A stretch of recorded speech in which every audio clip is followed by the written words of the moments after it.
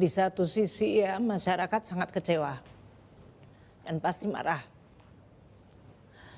Sri Mulyani kecam gaya hidup mewah keluarga Kemenkeu, masyarakat bisa lapor. Kementerian Keuangan, Kemenkeu, disorot karena ulah Mario Dandi Satrio, anak eks-pejabat pajak Rafael Alun Trisambodo yang melakukan penganiayaan dan suka pamer harta di sosial media. Tindakan itu telah menimbulkan persepsi negatif dari masyarakat. Menteri Keuangan Sri Mulyani Indrawati mengecam keras gaya hidup mewah yang dilakukan jajaran keluarga Kemenkeu. Hal itu dinilai bisa menurunkan kepercayaan publik terhadap instansi dan memunculkan reputasi negatif bagi seluruh jajaran lain. Ini menimbulkan pertanyaan yang sangat serius dari masyarakat mengenai dari mana sumber kemewahan itu diperoleh.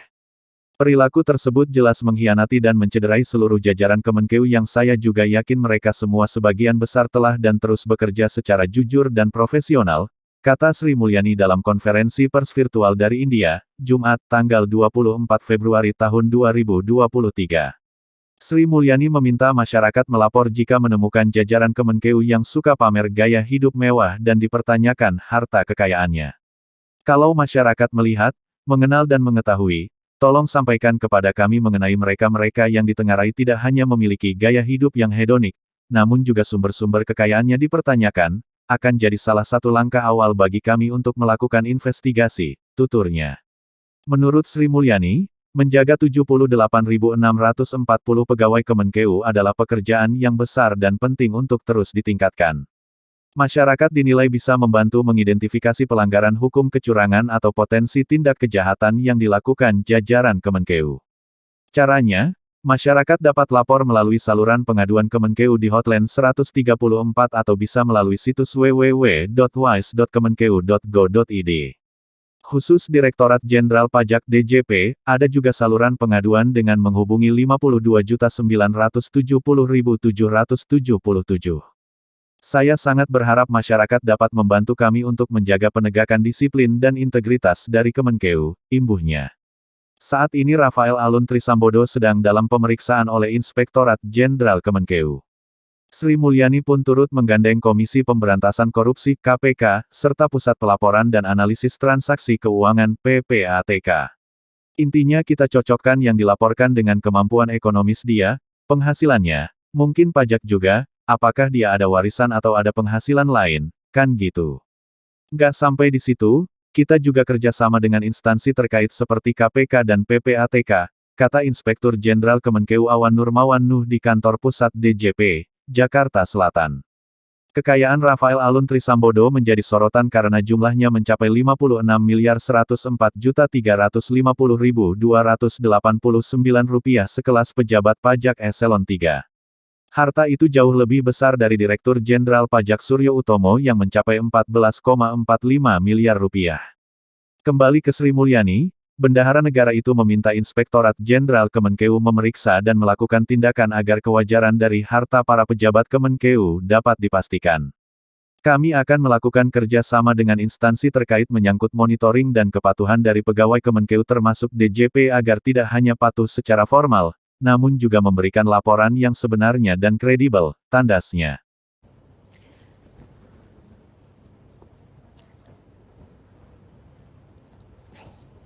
Sebetulnya kalau kita lihat suasana sekarang ini ya, Ros,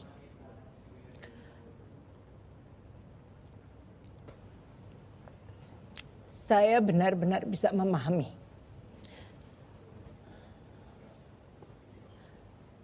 Di satu sisi ya masyarakat sangat kecewa dan pasti marah. Karena itu adalah suatu ekspresi dan sekaligus harapan ya dari masyarakat terhadap sebuah institusi yang selama ini sudah kita coba untuk terus perbaiki dan juga memang memiliki banyak sekali apa yang disebut prestasi, capaian. Kita baru selesai 3 tahun pandemi. Dan ini adalah sebuah situasi yang tidak mudah. Waktu kita memasuki pandemi, di mana banyak jajaran Kementerian Keuangan yang tetap harus bekerja, Karena kita paham bahwa peranan dari keuangan negara tidak bisa absen, bahkan justru makin penting. Dan Kementerian Keuangan dalam hal ini di dalam berbagai lini, di dalam berbagai forum, kita mendapatkan pengakuan adanya suatu reformasi. Jadi kejadian ini ya sebetulnya untuk saya pribadi selalu diingatkan untuk memiliki humility, kerendahan hati. Sebagai manusia, sebagai pejabat, kita sering tidak tahu apa yang akan terjadi di depan kita. Maka yang perlu dan harus kita lakukan, meyakinkan bahwa kita melakukan yang terbaik.